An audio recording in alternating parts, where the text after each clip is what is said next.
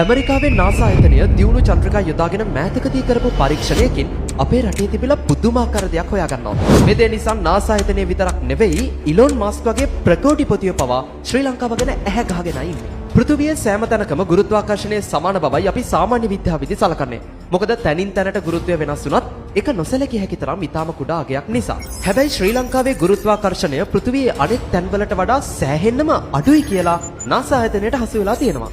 NASA ගුරුත්වාකර්ෂණ සිතියමට අනුව පෘථිවියේ අඩුම ගුරුත්වාකර්ෂණ ප්‍රදේශය ශ්‍රී ලංකාවට දකුණු සාගර කලාපයේ දකින්න පුළුවන්. මේකට ඉන්දියන් සාගරයේ ගුරුත්ව සිදුර කියලා කියනවා. හිතන්න නවසීලන්තයේ කෙනෙක් ස්කන්ධය කිලෝග්‍රෑම් 68ක් නම් එයා ලංකාවේ දකුණු කෙළවරට ආවොතින් ස්කන්ධය කිලෝග්‍රෑම් 65ක් වෙනවා. ඔයා විද්‍යාවේ ගණන් හදලා තියෙනවා නම් ගුරුත්වජ ත්වරණය කියලා එකක් දන්නවා ඇති. අපි ගණන් වලදී ලේසියට තත්පර වර්ගයට මීටර් 10ක් කිව්වත් ඇත්තටම අගය වෙන්නේ තත්පර වර්ගයට මීටර් 9.81ක්.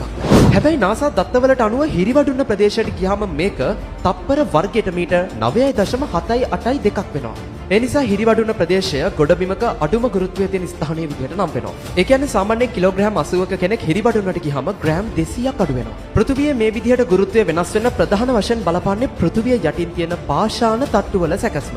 නාසා ආයතනයට අනුව පෘථිවි කබලේ වගේම ලාවාවල ඝනත්වය නිසා තමයි මේ වෙනස වෙලා තියෙන්නේ. ලංකාව සමකයට ඉතාම ආසන්න වීමත් මේකට හේතුවක්. මේ ගුරුත්ව වෙනස නිසා ඇමරිකාවේ ෆ්ලොරිඩා ප්‍රාන්තයට වඩා ලංකාවේ රොකට් එකක් යවුවොතින් ඒක වියදම් අතින් ඉතාම කාර්යක්ෂමයි. මේ නිසා SpaceX වගේ අභ්‍යවකාශ සමාගම් වලට ලංකාව හොඳ තැනක්.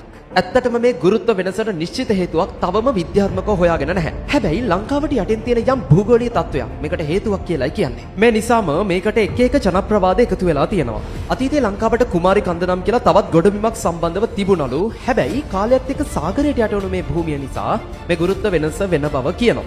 ඒ වගේම මේ අඩු ගුරුත්වය නිසා රාවණාගේ දඬු මොණරේ ගුවන්ගත වුණු බවත් පිටසක්වල දොරටුවක සබඳතාවයක් ගැන කියනවා. ඉතින් ඔයාගේ නිගමනය මොකක්ද? අපේ රට මෙච්චර ගුරුත්වයෙන් අඩු වුණේ ඇයි? ඒක අපේ රටට හොඳයිද නරකයිද?